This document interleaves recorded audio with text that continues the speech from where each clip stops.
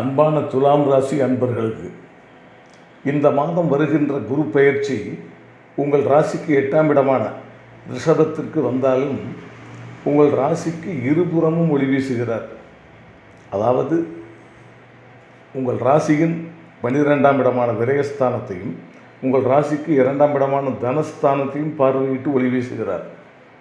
அத்தோடு பஞ்சமாதிபதி சனி பஞ்சமஸ்தானத்திலேயே ஆட்சி பெற்றிருப்பதும், மேனத்தில் ராகு 6ஆம் இடத்திலும் கன்னியில் கேது 12ஆம் இடத்திலும் இருப்பது பல காரியங்களை சாதிக்க உதவி இருக்கிறது. மேலும் உதவும். நீதி, நேர்மை, வாக்கு சாதுரியம் கொண்ட உங்களுக்கு சுக்கிரன், புதன், குரு அனைத்தும் அரண் போல அதியோகத்தோடு நின்று உங்கள் மதிப்பு, மரியாதை, சொல்வாக்கு அனைத்தையும் காத்து நிற்கும். உங்கள் முதல் தர யோகாதிபதி சனி பஞ்சமத்தில் ஆட்சி பெற்று பாக்கியாதிபதி புதனும் உங்கள் ராசிக்கு 7இல் நின்று உங்களுக்கு பக்கபலமாக இருக்கிறது. எப்பொழுதும் அம்பாளின் கருணையும் ஆஞ்சநேயரின் அனுக்கிரகமும் உங்களுக்கு உற்ற துணையாக இருக்கும்.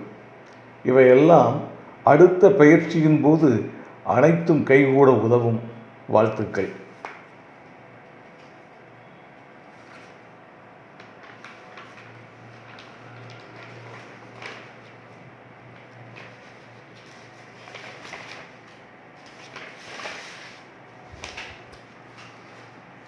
விழிப்புணர்வு கொண்ட விருச்சிக ராசி நேயர்களே, விருச்சிகம் என்றால் தேள்.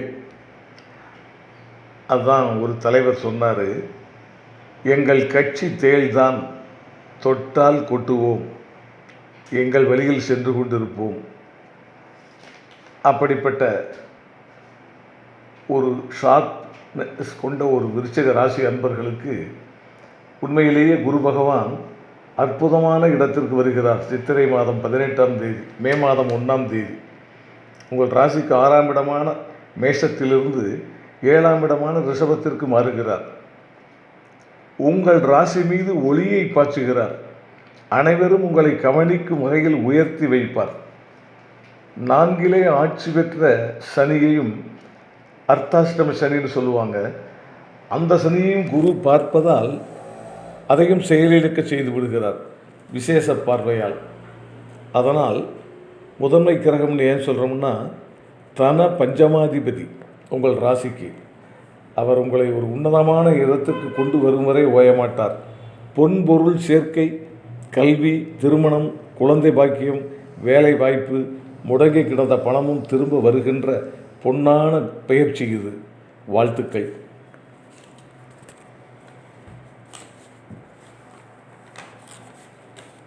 அன்பான தனுசு ராசி அன்பர்களுக்கு, அப்பப்பா பட்டது போதும் இதுவரை என்றிருந்த உங்களுக்கு இனிமேல் பட்டம் வாங்குவீர்கள். கவலைப்படாதீர்கள். 7.5 சனி முடிந்ததே மிகப்பெரிய வெற்றிக்கு அச்சாரம் போட்டிருக்கிறது. 3ஆம் இடமான வெற்றி ஸ்தானத்தில் சனி சஞ்சரிக்கிறார். வில்லாளனை சொல்லால் விளைக்க வேண்டும். வில் தான் உங்கள் ராசியினுடைய சின்னம். நல்ல சொற்களால் உங்களை அற்புதமாக பேசி மயக்கி மெஸ்மரி செய்து பல இழப்புகளுக்கு ஆளாக்கி விட்டார்கள் கடந்த 7.5 சனியில். சாதாரணமாக இருந்த அர்ஜுனனுக்கு பாரத போர் வந்தபோது அசாதாரணமாக சாகசம் செய்ய வைத்தவர் கிருஷ்ண பரமாத்மாவின் உபதேசமும் வழிகாட்டுதலும் தான். குருவின் ராசி தானே உங்கள் ராசி. உங்களுக்கு சரியான குரு கிடைப்பார். அவரின் ஆலோசனையோடு வெற்றி பயணம் தொடங்க இருக்கிறது. கோல விளம் கதிர்போல் கண்ட பணி போல தேயுமே குரு புதன் வெள்ளி நோக்கால் குற்றமெல்லாம் தானே. சூரியனை கண்டால் பனி எப்படி விலகுமோ அதுபோல குருவின் பார்வையால் குற்றமெல்லாம் நீங்கும். அடுத்த பெயர்ச்சியில் முழுமையாக அறுவடை செய்ய விதை போடுவீர்கள். திருச்செந்தூர் சென்று வாருங்கள், நிச்சயம் திருப்பம் நிகழும். வாழ்த்துக்கள்.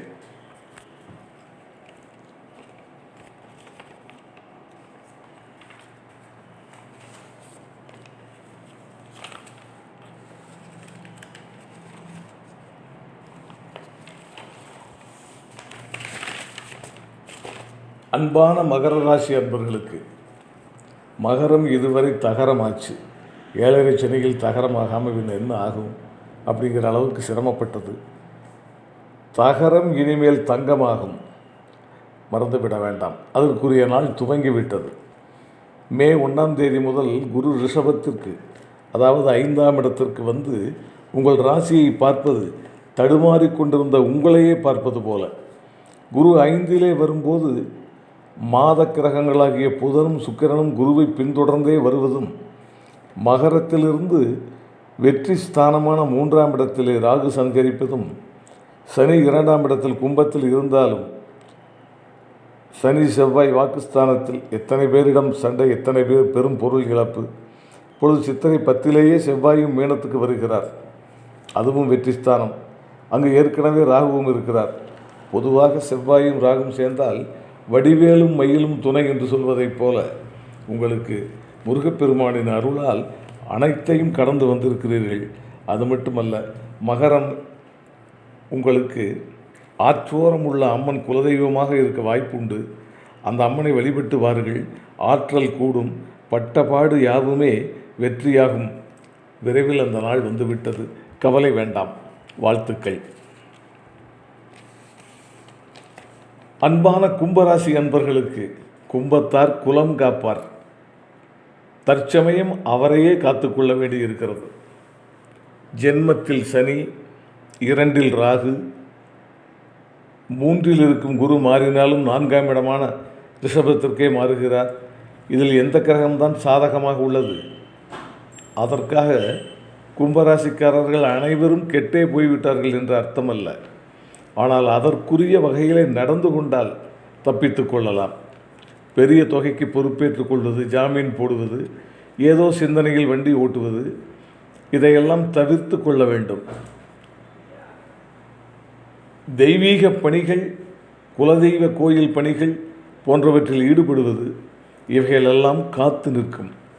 போச்சாரம் 25% தானே, என்ன செய்துவோம் என்று நினைக்க வேண்டாம். சில நேரங்களில் கோச்சாரமே 75% ஆகிவிடும். சில நேரங்களில் 3 பேருக்கும் சனி ஒன்றாக நடப்பது, அப்போது பாம்பின் திசைகள் ராகுவோ கேதுவோ நடப்பது, இதையெல்லாம் ஒன்று கூட்டும் போது 75%ம் கோச்சாரமே தடை செய்துவிடும் என்பதால் அதையும் சிந்தித்து செயல்பட வேண்டும். பூர்வ புண்ணிய வலுவுள்ள உங்களை இறைபலம் காக்கும், கவலை வேண்டாம். அன்பான மீனராசி என்பர்களுக்கு, கண்களிலே கனிவு, கருணை, குணப்படுத்தும் சாந்தமான கண்கள், நிறை செல்வம், நீடு புகழ் நல்கும் மறையவன் குருவியாளன் உங்கள் ராசிக்கு 3ஆம் இடம் வருகிறார். 7.5 சனி வேறு ஆரம்பித்திருக்கிறது. வருகிற 10ஆம் தேதி செவ்வாய் சனியை விட்டு விலகி உங்கள் ராசிக்கு வருகிறார். செவ்வாய் உங்கள் ராசிக்கு தன பாக்கியாதிபதி. 11ஆம் தேதி உங்கள் ராசிக்கு 2ஆம் இடம் வந்து விடுகிறார். பிறகு உங்கள் ராசியில் இருக்க போவது தன பாக்கியாதிபதியாகிய செவ்வாயும் ராகுவும் தான். சுப செவ்வாயாக இருந்து ராகுவுடன் சேர்வது வேலவன் உங்களுக்கு துணை இருப்பார் என்பதால் மாதந்தோறும் வளர்பிறை சஷ்டி என்று முருகன் கோவிலுக்கு சென்றுவார்கள். வெற்றிவேல் பெருமான் முற்றிலும் காப்பார். நிறைய வள்ளல்கள் பிறந்த ராசி, வள்ளலார் பிறந்த ராசி மீன ராசி தான். 24 மணி நேரமும் அடுப்பு எரிந்து கொண்டிருந்தது வள்ளலாருடைய இடத்திலே. எனவே தானம் தவம் இரண்டும் தேவை. தவம் என்பது இறை சேவை. இந்த புத்தாண்டு பிறக்கும்போது ஒவ்வொரு கோயிலிலும் வயிறார உணவு உண்டு மனதார வாழ்த்துகிறார்கள் அல்லவா? எனவே இருள் சேர் இருவினையும் சேரா, இறைவன் பொருள் சேர் புகழ் புரிந்தார் மாட்டு. இறைவனுக்கு உகந்த, இறைவன் விரும்புகின்ற செயல்களை செய்தால் எந்த வினையும் சேராது என்கிறார் வள்ளுவர்.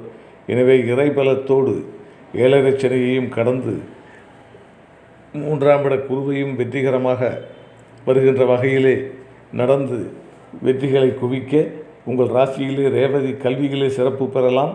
உத்திரட்டாதி காமதேனுவின் நட்சத்திரம், பூரட்டாதி குபேரனின் நட்சத்திரம் கொண்ட அற்புதமான ராசி. வாழ்க வாழ்க. வாழ்த்துக்கள். வணக்கம்.